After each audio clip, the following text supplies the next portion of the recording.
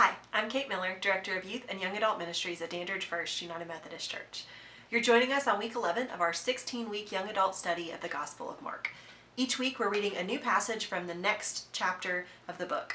And so this week we're delving into chapter 11. Please join me in turning to the Word. Mark chapter 11, verses 12 through 14. The next day, as they were leaving Bethany, Jesus was hungry. Seeing in the distance a fig tree in leaf, he went out to find if it had any fruit. When he reached it, he found nothing but leaves, because it was not the season for figs. Then he said to the tree, "May no one ever eat fruit from you again." And his disciples heard him say it.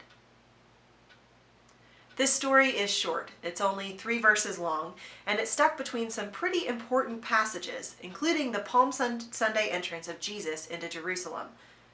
But I would challenge us to think of these 3 verses as just as important. You see, in this story, Jesus provides us a lesson about what it means to be fruitful. In another gospel, the Gospel of John, Jesus is quoted for saying, "I am the vine, you are the branches. If you remain in me and I in you, you will bear much fruit. Apart from me, you can do nothing." In both stories, the I am statement in the Gospel of John and the passage about the cursed fig tree in Mark, Jesus is essentially asking his followers to bear fruit. But what does it mean to bear fruit? I think that bearing fruit is a way to say that it is our job to yield a spiritual harvest for heaven. In other words, our good work, as directed by the teachings of Jesus, are supposed to bring more people into the fold of the church and into the kingdom. In all that we do, in our service to others, in our everyday actions, we should be the kind of people that other people say things like, "Wow, I want to know what makes them so kind, or so generous, or so grace-giving." Our actions should make people wonder about and be drawn to the very character and heart of Jesus. Later in the New Testament, the early church leader Paul writes about what he calls the fruits of the Spirit.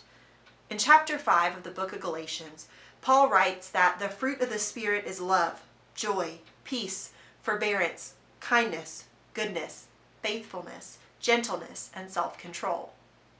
What Paul is saying here is that when the Holy Spirit has a hold of our lives, when we allow the part of God that remains with us to direct us, we'll see positive things in our lives. Our very nature and attitude will be filled with these fruits: joy, peace, gentleness, etc. So let's bring that thought back to the fig tree. Jesus is hungry, and he approaches a fig tree. But the fig tree is out of season, and it offers him nothing. He curses that fig tree, claiming that it will never bear fruit again. And one of the really important things to me is that he says this within earshot of the disciples. I think that Jesus is calling the disciples to learn that there is never a season in which we should be lacking the fruits of the Spirit. The very evidence of our faith is what we present to others. And there's never a time when we should be considered out of season. And there's never a time when the people of the world are not spiritually hungry. And so that leads us to our questions for thought today. Number 1, are you feeling out of season with your faith? Or are you striving to present the evidence of Jesus in your life to those around you? And number 2, how are you meeting the spiritual hunger of those around you? Thanks for joining us for Mark chapter 11. Don't forget to follow the church on Facebook so you can read important ministry updates and so that you can join us every Sunday at 9 a.m. or 11 a.m. in person or online. We look forward to seeing you next week when we study Mark chapter 12.